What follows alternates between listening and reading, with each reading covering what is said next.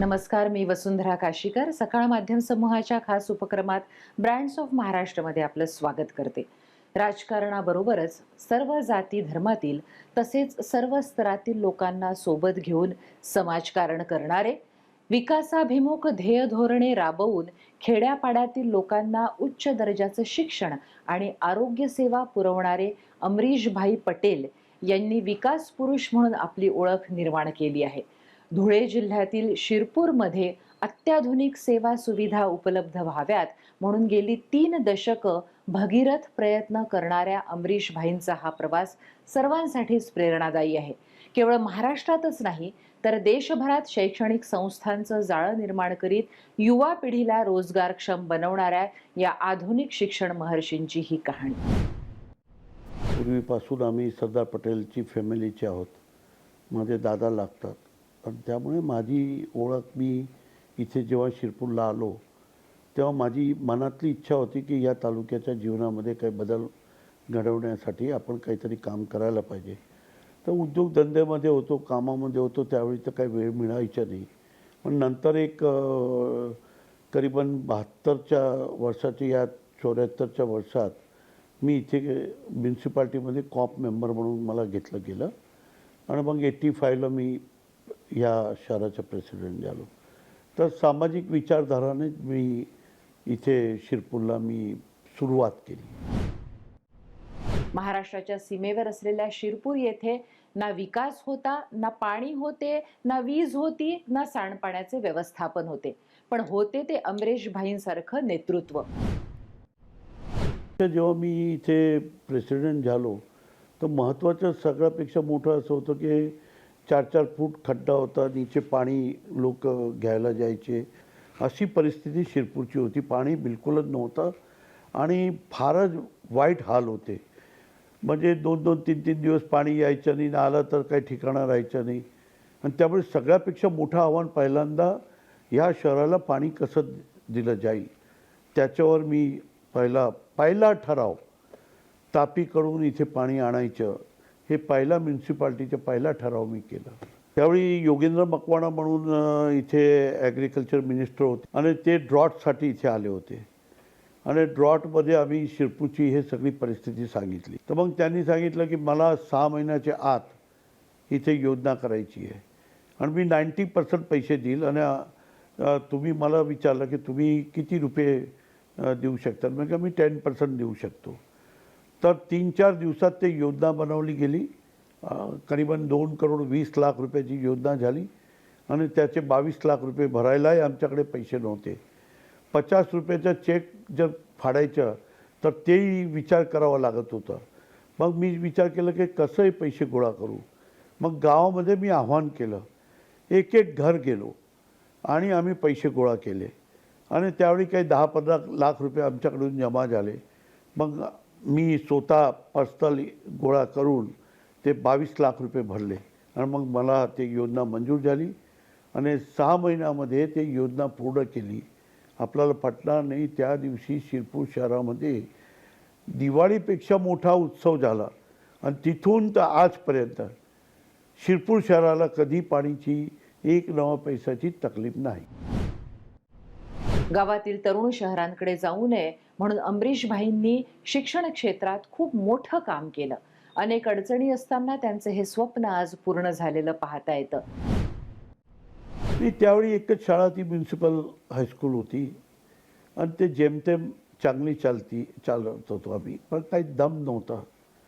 आणि त्याला आपण म्हणतो ना की ते जीवन बनवण्यासाठी जे काही करायला पाहिजे तसं काही वाटत नव्हतं. त्यामुळे आम्ही एक संस्था होती, शिरपूर एज्युकेशन सोसायटी, त्या लोकांना मी रिक्वेस्ट केली की तुम्ही मला ताब्यात द्या आणि त्या सगळे मेंबरांनी मला ताब्यात दिली. पहिला मी 10 लाख रुपये त्या शाळामध्ये टाकले आणि सुरुवात केली आणि आज तुम्हाला पटणार नाही, तिथे 9,000 विद्यार्थी ते एकच शाळामध्ये आहे आणि ते शिक्षणाची सुरुवात इतकी चांगली झाली की आज कितीतरी डॉक्टर आहे, कितीतरी हजारो इंजिनियर आहे आणि या शहराचा शैक्षणिक वातावरण बदलून गेलं.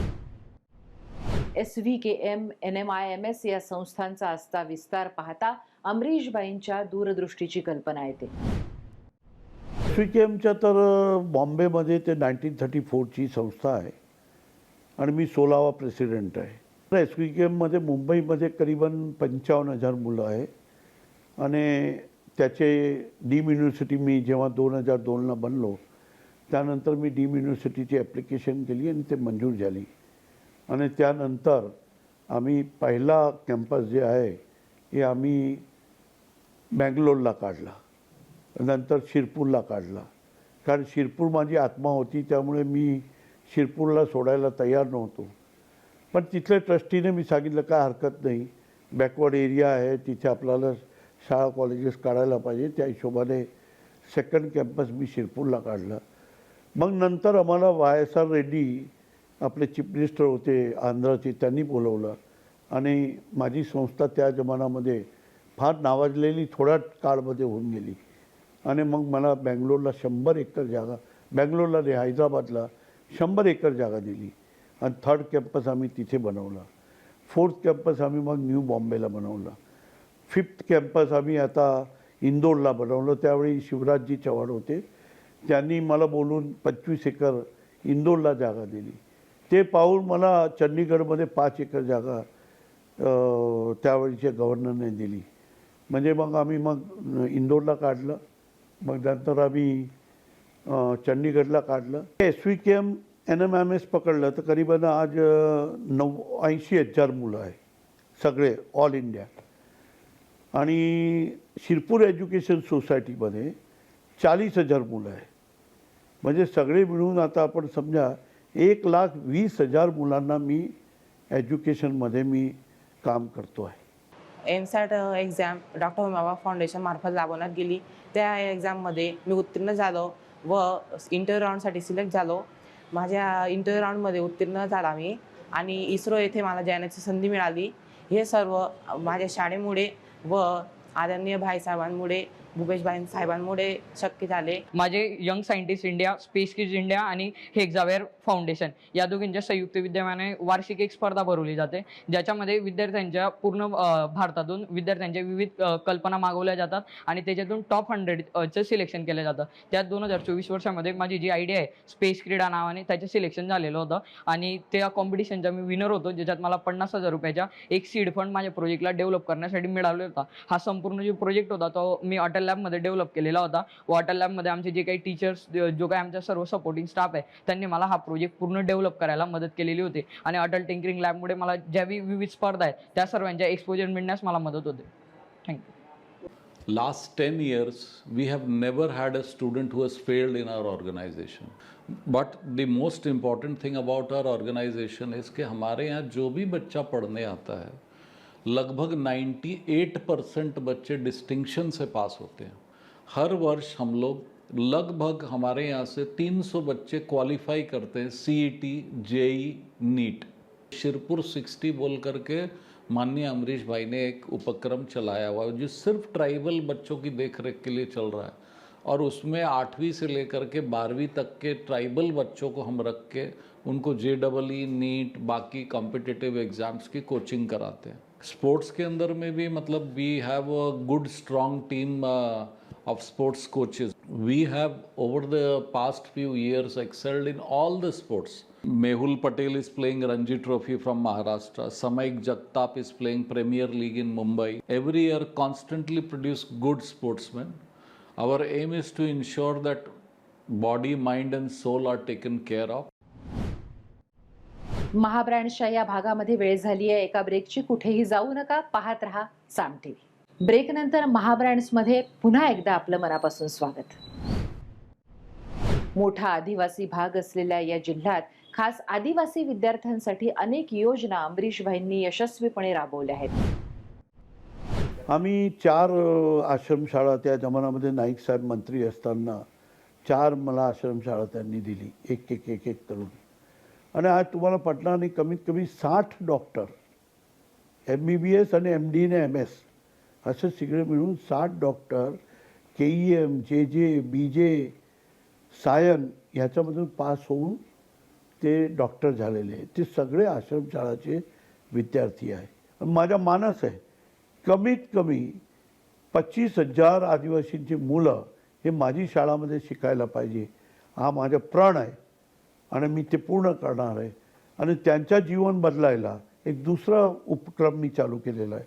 SVKM मार्फत इथे आम्ही एक मिलिटरी शाळा चालवतो. त्याच्यामध्ये 8वीमध्ये आम्ही 45 मुलं आदिवासी घेतो आणि त्यांच्याबरोबर 15 मुलं ओपनचे बी घेतो. कारण त्यांच्याने यांच्यामध्ये थोडासा एक चांगला समन्वय झाला तर त्यांच्याही विचार करण्याची शक्ती बदलू शकते. आणि त्यामुळे आदिवासीबरोबर 15 मुलं ते आम्ही ओपनचे घेतो. आणि आमचा मानस आहे हे 45मधून 30 डॉक्टर आणि 15 टॉप इंजिनियर, हे माझा मानस आहे. सर्वसमावेशक विचार करणारं नेतृत्व अमरीशभाई, शिक्षण क्षेत्रातील भरीव योगदानासोबतच जलसंधारणासाठी सुद्धा अमरीशभाईंनी इतकं आदर्श काम केलंय की शिरपूरचा जलसंधारणाचा एक पॅटर्न म्हणून देशभर प्रसिद्ध आहे. एक दिवस मी मंत्री असताना मला खानापूरकर म्हणून एक ऑफिसर होता जिल्हा परिषदमध्ये, ते वारंवार सांगायचे की मी एक काम केलं आहे, तुम्ही पाहायला चला. मी विचार केला चला जाऊन पाहू काय आता हा मागेच लागले. तर त्यांनी वीरभरणची एक योजना केली होती.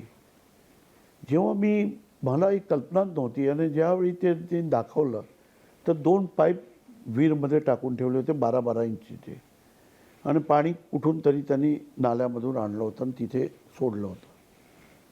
त्याला फिल्टर बेड लावलं होतं, दुसरा फिल्टर बेड होतं, मग ते पाणी खाली जात होतं. तुम्हाला पटणार नाही, 24 इंचाचं पाणी जेव्हा मी नीचे पाहत होतो ते एक बुंद दिसायचं नाही, पडताना दिसायचं, मग खाली काही दिसायचं नाही. तर पाणी कुठे चाललं? बोले जमीनमध्ये चाललं. जमीनमध्ये? हा जमीनमध्ये. मी शॉक झालो की इथं आपण करायला पाहिजे. तर वाडी म्हणून एक गाव होतं, तिथे 500-600 फूट पाणी होऊन गेलं होतं आणि संपलं होतं पाणी. तर आम्ही तिथे हे सुरुवात केली. करीबन 28 विहीरवर आम्ही पाणी टाकलं तिथे. आणि तुम्हाला पटणार नाही, ते 28 विहीरमध्ये एकच वर्षात सगळे 200, 240, 300 फूटवर पाणी येऊन गेलं. आसपासची कमीत कमी 25 विहीरमध्ये फुल पाणी येऊन गेलं. मग माझ्या डोक्यात आलं की आपण याच्यामध्ये काम करायला पाहिजे. आणि मग आम्ही एक नाला पकडायचो आणि त्याच्यावर जितके नाले आहे जितके दूरपर्यंत 10-15 नाले, मोठे मोठे नाले बनवले. एक नाल्यामध्ये 1 करोडपासून तर करीबन 150 करोड लिटर थांबेल असे मी आता 400 धरण बनवले आणि रेव्होल्युशन होऊन गेलं या तालुक्याच्या. असं ते पूर्ण नालेचे नाले होऊन आसपासची जमीन, करोड रुपयाची जमीन, अब्ज रुपयाची जमीन इरिगेटेड होऊन गेली. आणि आज पूर्वी केळी लावायचे नाही, आता केळीचा रोप मिळत नाही. या तालुक्यामध्ये जिथे कधी जीवनात केळी लावली नव्हती तिथे आता केळी लागायला लागली. अगोदर सर पूर्ण कोरडवाहू शेती होती पूर्ण. फक्त पावसाळ्यामध्ये जे फक्त ज्वारी, बाजरी हे वस्तू काय घ्यायचो. आता काय पूर्ण बागायती म्हणजे केळी, पपई असे पिकं घेतो. आता पाणी तर आता 12ही महिना असतं सर. आता अगोदर फक्त पावसाळ्यामध्ये फक्त बस उन्हाळा लागला का पूर्ण पाणी विहिरीमधलं आटून जायचं. आता फक्त पाणी आता विहिरीमध्ये पण आहे भरपूर आता पाणी. आणि ट्युबवेलला फक्त 200 फुटापर्यंत पाणी आहे. फक्त विहिरी सर फक्त 10 फूट 15 फूट फक्त खाली राहतात, बस पूर्ण भरून जाते विहीर. या तालुक्याची संपूर्ण इकॉनॉमी चेंज होत चालली. आदिवासी भाग असल्यानं पायाभूत सुविधा या क्षेत्रात कमी होत्याच, पण अमरीशभाईंच्या नेतृत्वात शिक्षण, पाणी आणि सोबतच रस्ते विकासातही त्यांनी मोठं काम केलंय. जेव्हा मी 90ला आमदार झालो तेव्हा कूल सिटीमध्ये तालुक्यामध्ये फक्त 28 किलोमीटरचे रोड होते डांबरीकरणचे. आणि मी नंतर 90 ते 95मध्ये 900 किलोमीटर रोड मंजूर करून आणले. तिथून लोक येऊ शकत नव्हते पावसामध्ये. हिंदुस्थान, पाकिस्तान, शिरपूर आणि ते होऊन जायचे. असे मी 360 त्या जमान्यामध्ये 360 पूल मंजूर करून आणले. 200 गावाची वस्ती बी असेल तर त्या जमान्यामध्ये 2 कोटीचे पूल मी मंजूर करून आणले. फार संघर्ष व्हायचं. गव्हर्नमेंट ऐकायची नाही, पण मी जिद्द करून ते सगळे मंजूर करून आणले आणि 2004पर्यंत रोड आणि हे पूलचे काम चालू राहिले. आणि आज तालुक्यामध्ये एक बी गाव असं नाही आहे की जिथून इथे यायला काही अडचण असेल. 24 तास 12 म्हणजे तुम्ही एक अर्धा 30-35 मिनटामध्ये शिरपूरमध्ये तुम्ही येऊ शकत आहे अशी सगळी करली. नाही तो एक जमनामध्ये 1.5 तास इथे पोहोचू शकतो. 40 वर्ष सतत सामाजिक क्षेत्रात काम करत असताना अमरीश भाईंच्या कार्याचीच नाही तर त्यांच्या कार्यालयाची देखील एक वेगळी ओळख आहे. मागच्या 5 वर्षापूर्वी एक कल्पना काढली की इथे आपण संपर्क कार्यालय आमदाराचं फार मोठं असायला पाहिजे आणि करीबन मला असं वाटतं 5-7 हजार 10,000 फूटचं कार्यालय बनवलं. आणि तिथे आता 120 लोक, प्रत्येक गावाचा एक मुलगा नोकरीवर ठेवला आहे. तिथे एक गावाला, पंचायत समितीच्या एक गावाला इथून लोक जातात, गव्हर्नमेंटची योजना दाखवतात आणि ते योजनाचे फॉर्म भरून घेतात. इथे येऊन तहसीलदारपासून कलेक्टरपर्यंत मंजुरी करून त्यांना ते लाभ आम्ही देतो. मागच्या 5 वर्षामध्ये आम्ही इंडिव्हिज्युअल 2 लाख लोकांना आम्ही इंडिव्हिज्युअल फायदा दिलेला आहे. आम्ही लोकांना, थेट माणसाला, गरीब माणसाला सरकारची प्रत्येक योजना त्याला मिळवून देतो. लहान लहान योजना आहे.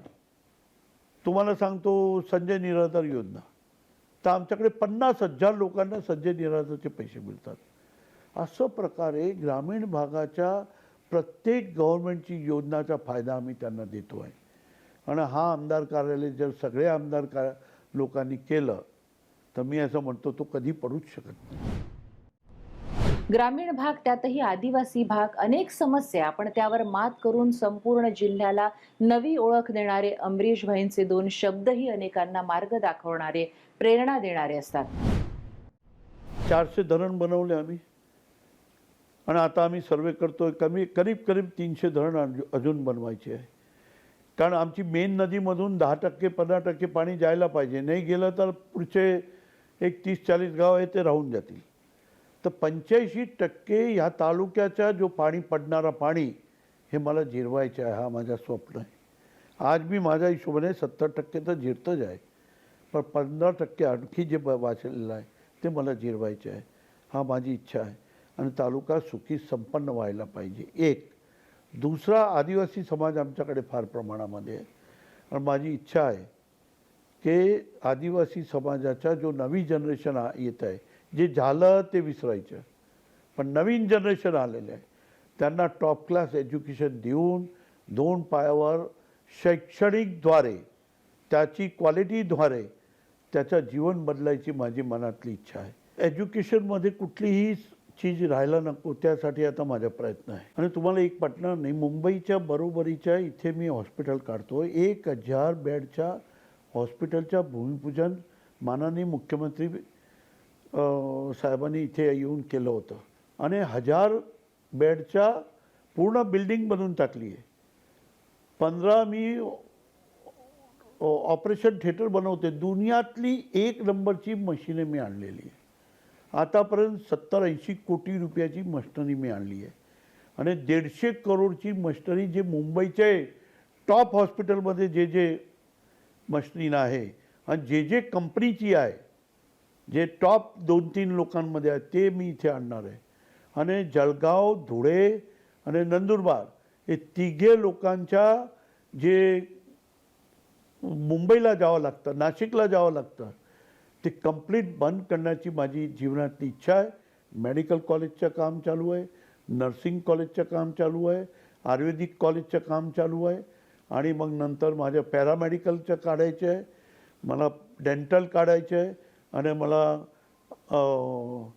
जे काही मेडिकलमध्ये असेल ते सर्व कॉलेजेस इथे आणायचे आहे आणि माझ्या या तालुक्याच्या मुलांना त्याचा फायदा द्यायचा आहे. त्याला मुंबई पुण्याला जायची गरज राहणार नाही, अशी व्यवस्था मला करायची आहे. आजच्या भागात आपण इथेच थांबूयात. पुन्हा भेटूयात एका नव्या ब्रँडसह. तोपर्यंत नमस्कार.